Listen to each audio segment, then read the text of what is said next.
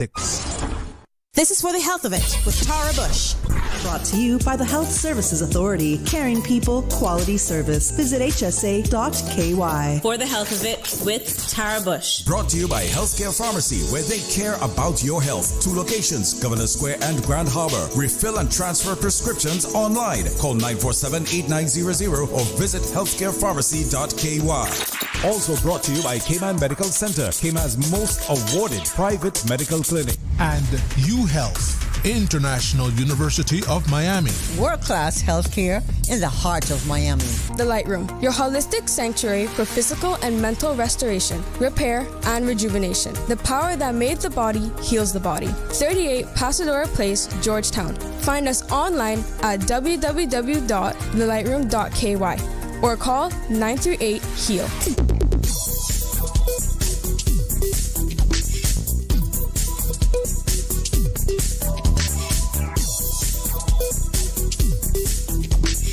For the Health of It with Tara Bush. When I first started going to Healthcare Pharmacy, it was because it was convenient. But over the years, I continued to shop there because I trusted them. One day I was picking up my prescription, and the pharmacist noticed an over-the-counter medication in my basket. She said, "I hope that's not yours. It will interact with your prescription." And I thought, wow, thank you. Trust is so important when it comes to your health. Healthcare Pharmacy with 2 locations, Grand Harbor and Governor Square, where they care about my health. If you or your loved one is facing cancer, only Sylvester will stand firmly by your side at every step, from diagnosis through survivorship, providing you and your family peace of mind and assisting with everything you need before, during, and after your stay with us. Sylvester Comprehensive Cancer Center is South Florida's only NCI-designated cancer center and specializes in treating the most complex cancer cases. Your first-class cancer care is just a flight away. Learn more at sylvester.org. Hello and welcome to For the Health of It. I'm Tara Bush, and today we'll be having an important and tender conversation about something many people quietly carry, grief. This is a time of year is often full of celebration, family, and joy, but it can also be a season when loss feels heavier, memories feel sharper, and the absence of loved ones sits a little bit closer to the heart. If you feel that way, or someone around you is walking through this conversation is for you. Joining me today is RHONDA Kelly, a grief educator, a woman who has turned her own pain into purpose, and someone who understands grief in a deeply personal way. RHONDA lost her mom last year and her sister-in-law, and nearly 4 years ago, she lost her daughter, Addie, to suicide. Welcome to the Health of It, RHONDA. Thank you. Thank you for having me. So you turned, sorry, I'm just going right into this. You now have a support group for... Yes, there was no support group for people who've lost somebody by suicide. So I started that. It's just been over a year. So September was a year. So we're a couple months into our 2nd year. And it varies. Sometimes we have a lot and sometimes we have a few. And whoever shows up is the person that needs it. It's the 3rd Tuesday of every month. So this coming, we'll have just finished the one last night. That would be our last one for the year, but we will have in January, of course.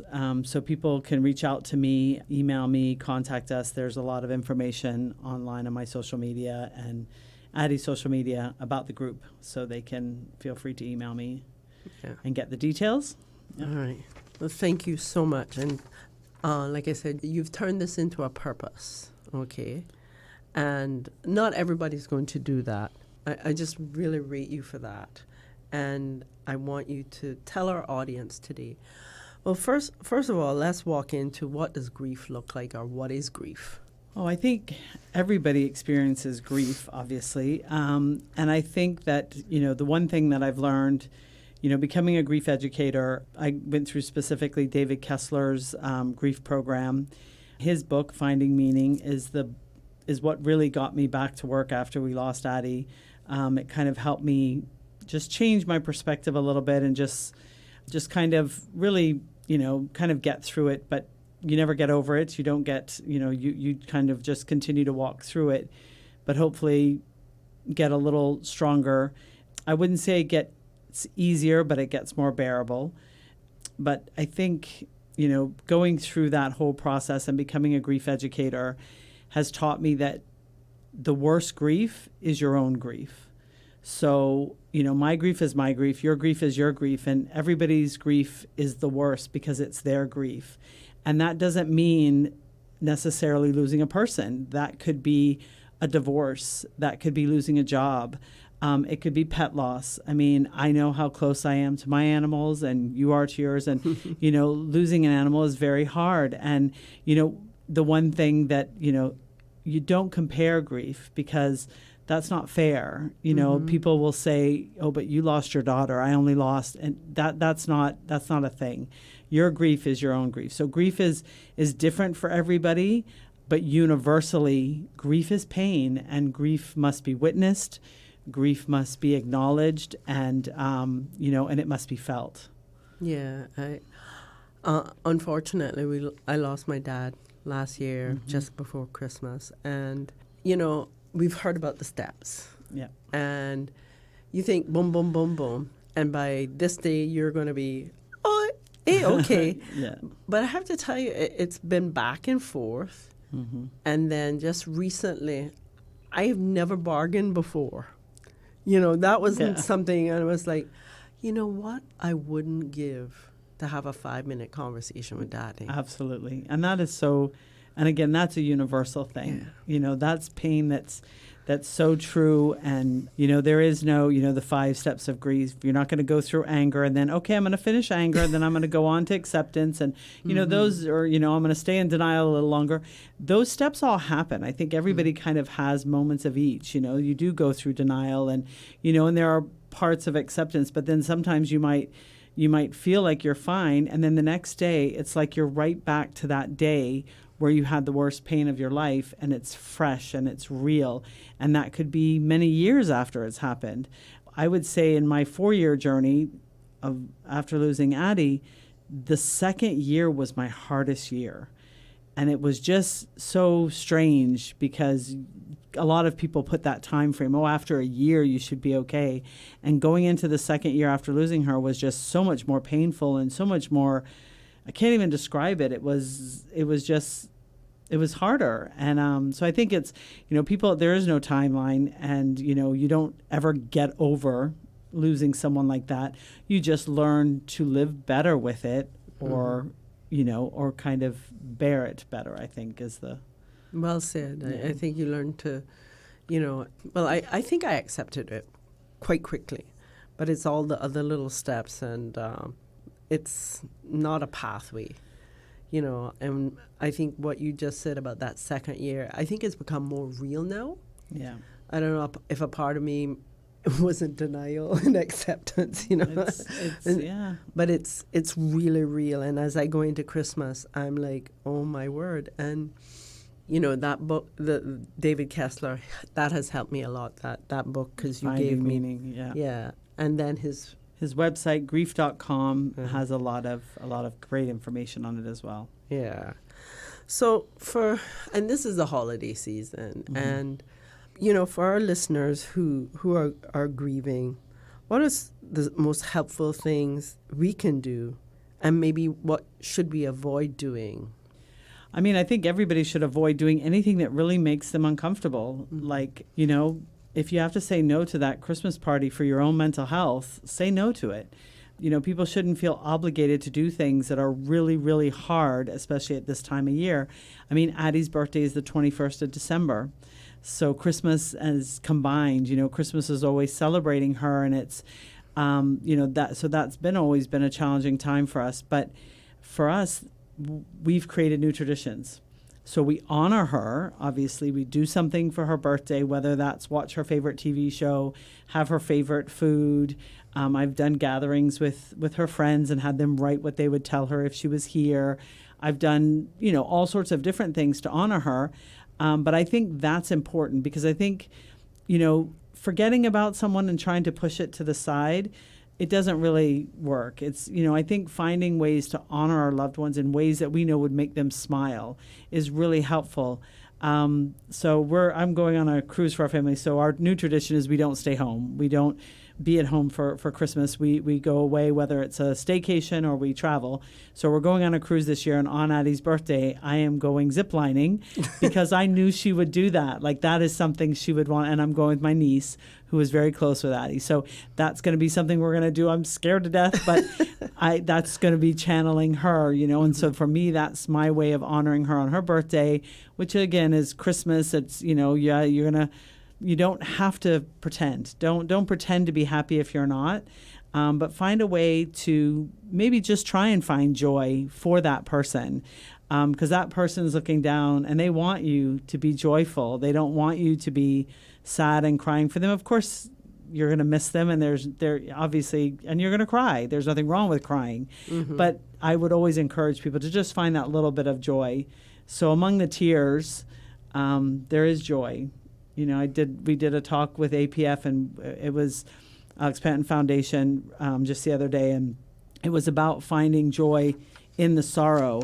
And I think the key message with that whole thing is you can be grieving and be really, really sad and still have joy at the same time, simultaneously. And I didn't know that before I went through this. I would have told somebody it wasn't possible. But it is possible to be really happy for someone, but then have that grief inside you. So you can't have two things at one time. Thank you for saying that, because, for the last month, part of my mantra has been finding joy. And in the simplest of things, could be my little puppy just doing something silly. Yeah. So thanks for saying that. That's just the duality of life. And to put it simpler, two things can be true at once. Exactly. Absolutely. So grief after suicide carries a unique emotional grief. Guilt, shame, unanswered questions. What do people need to understand about this type of loss? I think the one thing that I have said to other people who have had a loss to suicide, and I continue to say it, is that it had nothing to do with how much the person loved you or how much you loved that person. And I think that's important for people to understand. When someone leaves this world in that way, they did not do that because they didn't love their family, they didn't love you, or they didn't think that you loved them. That is so important for people to understand. And I think, I hope that's helpful. It was helpful for me when it happened. And the other thing is that we need to learn to give ourselves grace. I had to do that a lot. Again, as you say, there's a lot that comes with that, with guilt and the questions. But I also think a lot of types of loss do, because, you lose somebody. Oh my gosh, what if I had just gone to see them a little earlier? And that can happen for a lot of things. That can happen with somebody having a heart attack or something. You feel like if I had just been there sooner, so there's always that. Give yourself grace to know that none of us are strong enough to save somebody's life. It's taken me a while to kind of get to that point of accepting that and giving myself the grace to know that, she would give me the grace, and we have to find it for ourselves. So that's really important for people going through grief, is find grace, be kind to yourself, and take care of yourself, especially when it's really the hard days. Yeah, that's, I think, like you said, with any type of loss, there is our natural tendency maybe is to find blame, whether it's with the heart attack, or find blame to yourself. I wish I had, what if I had been there, or something else. I could have done something. Yeah. Yeah. And letting parents know and siblings who have lost either a child by suicide or their, sister or brother by suicide, that it has nothing to do with them, not the person not loving them. It's just at that moment in time, the pain was more than they could bear. Exactly. Yep. Because it's Christmas, and I think we have so much pressure either to buy presents or be magically happy. What would you tell someone now who is, like you said earlier, don't go to the family gathering if it's going to be too much? what would you say to them about how to protect their peace or their mental health? I mean, I think sometimes just communicating and being honest with people. You know, if you can't show up, I'd like to hope that we've reached a place in society now where if someone says to you, "Look, I'm just in too much pain. I can't do that right now. I'm okay to be by myself," because that's the other concern, obviously. If someone says that to you, you want to make sure they're okay. But if someone says that, respect that. So if you're on the receiving end of that, respect it. If you're on the end of it that has to say it, communicate it. Just say, I can't right now. That's just not something I'm able to do. And I think be honest and communicate is the only thing that you can do. But I think it's harder if you're in that place and you're just in so much pain and you can't be in that company. It's not fair to yourself. Again, be kind to yourself. Yeah, that's for sure. When does normal grief become something that you might want to go see a therapist for? Honestly, I would recommend anybody who's in a lot of pain to go see a therapist. Like, even if, you don't have to be to the point of not being able to function to need to see a therapist. Going and talking to someone, there's nothing wrong with that. I think anybody who feels like they want to talk to, the nice thing about what I try and explain to people about therapy is just reframing what you're thinking. So you can sit down there, and if you tell something to someone who really knows you, they're looking at it through a lens of a history with you. Whereas you sit with a therapist and you're talking to them and they don't have anything but what you're telling them. They can often reframe what you're telling them and give it back to you in a way that you're like, I mean, I've had, my therapist look at me and when she tells me something back, I'm like, oh, I never looked at it like that, and now I see it in a different way, and I understand that maybe this person is not doing right by me, or kind of seeing things in a way that I'm supposed to see things. So I mean, I would highly recommend therapy for, anybody who's in pain and wants to talk to somebody or feels like they just want to, you might just go once and you realize it's not, but you try it. But I think if you're to the point where you can't get out of bed and you're finding yourself, I mean, at that point, I think, you can go to the emergency room as well and explain to them what's happening. I mean, take care of yourself. If your heart was hurting and you were in so much pain, you would go to the emergency room. If you're in so much pain that you're not able to function and do your normal functioning, go and see somebody. Go and talk to somebody. Thank you for that. Because, again, we go back to, I shouldn't have used the word normal because it hurts. Yeah.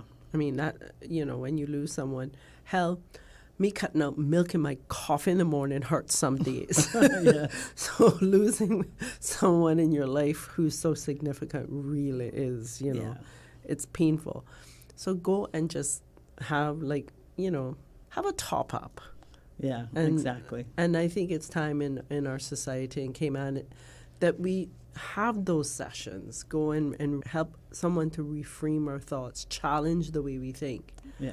And if you work with government, if you work any big employment agency, they have EAP. Yeah.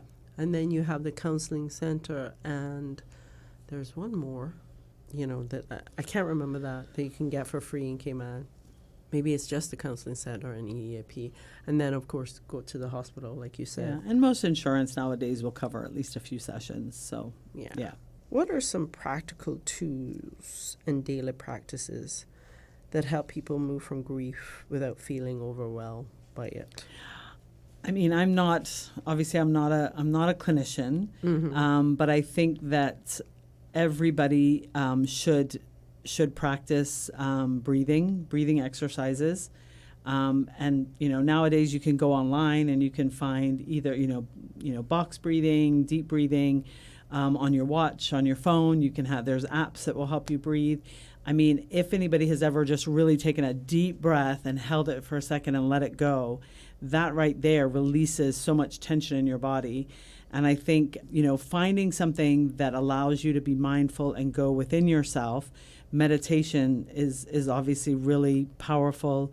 I think that do whatever helps you get through what you need to get through. So I think walking, and that's on the healthy side, because obviously we can tend to look at the negative sides when we're feeling sad. We can, turn to drugs or alcohol or things that are not healthy, or just binge watching TV 24 hours a day, these things, and they're not going to help us. They're obviously going to throw us deeper into where we're going.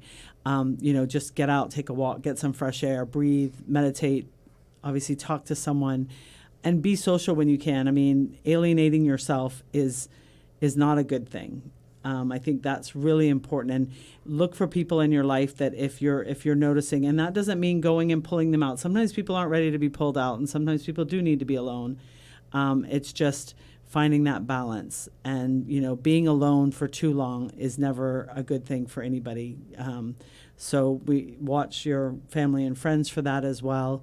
And that doesn't mean that you're taking them to a party, but you might just go sit with them so that they're not by themselves. So I think that's really important for people to understand, especially young people. If they're alone for too long, you want to watch people that are alienating themselves for long periods. Yeah, this Christmas season, it's been kind of rough because I've had more Christmas parties. I'm not like the biggest social butterfly you will ever meet, and I did not want to go. I almost said, no, I'm not going to go. In fact, I said, no, I'm not going to go. And then I challenged myself to go and make the Christmas events about the other person, asking them what are they going to do for Christmas, or what does 2026 look like for them. And it brought me so much joy just to do that and be around people rather than just stay at home and alienate. Yeah, and sometimes we do have to push ourselves. I say if you don't feel like going, don't go. But then there's a balance with that as well, because we don't always feel like going a lot of places. But I have been the same. I pushed myself. The first year after Addie, I pushed myself and I went to a few things, and I ended up, letting your mind go somewhere else and be somewhere else for a little while is also a good thing. Yeah. And I love what you said about meditation and walking, movement, rather than sitting there and marinating and eating and drinking, although it's easier to do those things. Yes. And no judgment if you do. Well, is healing possible? Because, last year you lost your mom. Yeah. I think, what I think is that I think it's really important for people to honor their loved ones. And I think that, obviously I have, I've created a walk in Addie's honor. I've done some things, but everybody doesn't need to do big things. You can honor your loved ones in all sorts of different ways. You can honor them by doing little things that would make them happy, or like I'm ziplining. That's me doing something, but in my heart I'm honoring her, and wear their favorite color. Keep something that's specifically for them. Take that with you when you go somewhere. Like, there's all sorts of things that we can do to honor our loved ones, and I think that's a huge part of healing, because remembering your loved ones is so important. We all want to be remembered. And we all want to remember our loved ones. And I think that's a big part of the whole kind of ritual of healing. There's a lot of rituals with healing. I think one thing that we do really well in our society is honoring our loved ones through services. We do funeral services and we have memorial services. Those things are important because they mark something significant. And we do really nice programs, and we have all of those things are really important in honoring our loved ones, and we need to continue doing those kind of things, and then also find our other ways. And like I said, it could just be doing something on Christmas Day that person would have really enjoyed, or you do something that they used to do and you let somebody else do that. But when you're doing it, you're saying, okay, this is in honor of this person. Because I think one of the biggest parts of healing is making sure that we honor them, name them, and just remember them in a lot of what we do. And that right there is helpful in healing so much. What message would you leave to someone who is grieving right now, or supporting someone who is? I think one of the things is let people be sad if they need to be sad. Again, a society that we live in, we always want to cheer everybody up, and we think if we can make somebody smile, that's going to be amazing. But if they don't smile, people need to process their grief, and crying and being sad sometimes. There's nothing wrong with that. But we live in this society where we feel like if we need to cheer everybody up. So if someone, I think that can be very hard for people who are really in deep grief, to be in the presence of someone that their whole goal is to cheer them up. And then they feel like it's their responsibility to be happy because they're making the other person sad. So let people be sad. And that doesn't mean talking about their sadness. They're just sitting with someone and being with someone and allowing them to be. Because we all of those things are important. Being sad isn't a bad thing. It's honoring. We miss people. We're sad because they're not here. Obviously, again, balance and not being stuck there all the time. But I do think we need to move away from constantly trying to make somebody feel better all the time. And if you see someone out who's recently lost someone, should you avoid them or should you? I think people need to be comfortable. I wrote, I think about 5 months after we lost Addie, that, I would see people in the grocery store and I knew they saw me and I knew they actively avoided me, and I didn't take it personally. I am not sure I would have known what to say if the roles were reversed. So I understood that. Some people just did not know what to say. But, I also appreciated people coming up and saying, I don't know what to say. I love you. I feel for you. I'm sorry. I'm here for you, and sending my love to you or whatever, but I don't know what to say, and people don't know what to say. That's fine. I think being honest with people is probably the best thing. And again, don't compare. That's one of the things that, don't walk up to them and say, well, I know exactly how you feel because I lost. You don't. No. You don't know how they feel. You could say, I can imagine. I imagine this is very painful, or I'm sure this is very painful because it is very painful. You can say things like that, but obviously not to compare with them because that's not fair either. Yeah. Thank you so much, Rhonda. I really appreciate you sharing your experience, your heart, and your wisdom today. Your openness is a reminder that grief isn't something to get over. Yes. It is something we learn to carry, and we carry it better when we are not carrying it alone. Thank you for being on For the Health of It. I'm Tara Bush. Be gentle with yourself. Be kind to one another. We'll see you next time. We are moving you to the life you want. When I first started going to Healthcare Pharmacy, it was because it was convenient. But over the years, I continued to shop there because I trusted them. One day I was picking up my prescription, and the pharmacist noticed an over-the-counter medication in my basket. She said, I hope that's not yours. It will interact with your prescription. And I thought, wow, thank you. Trust is so important when it comes to your health. Healthcare Pharmacy with 2 locations, Grand Harbor and Governor Square, where they care about my health. There's nothing more important than your health, and seeking expert healthcare with physicians you can trust is what you deserve. UHealth, the University of Miami Health System, offers peace of mind to you and your family with a first-class experience. Our patient coordinators assist with everything you need before, during, and after your stay with us. As South Florida's only academic-based health system, UHealth offers cutting-edge treatment, compassionate care, and life-changing results just a flight away. Learn more at umiamihealth.org/international. This is For the Health of It with Tara Bush. Brought to you by the Health Services Authority. Caring people, quality service. Visit hsa.ky. For the Health of It with Tara Bush. Brought to you by Healthcare Pharmacy, where they care about your health. 2 locations, Governor Square and Grand Harbor. Refill and transfer prescriptions online. Call 947-8900 or visit healthcarepharmacy.ky. Also brought to you by Cayman Medical Center, Cayman's most awarded private medical clinic. And UHealth, International University of Miami. World-class healthcare in the heart of Miami.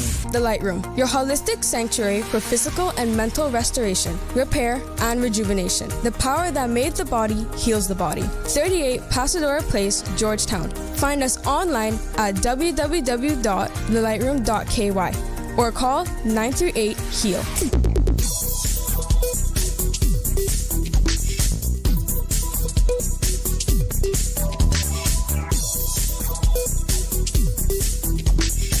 For the Health of It with Tara Bush. Information, entertainment, inspiration. Covering Grand Cayman, Little Cayman, Cayman Brac. Since 1976 till now.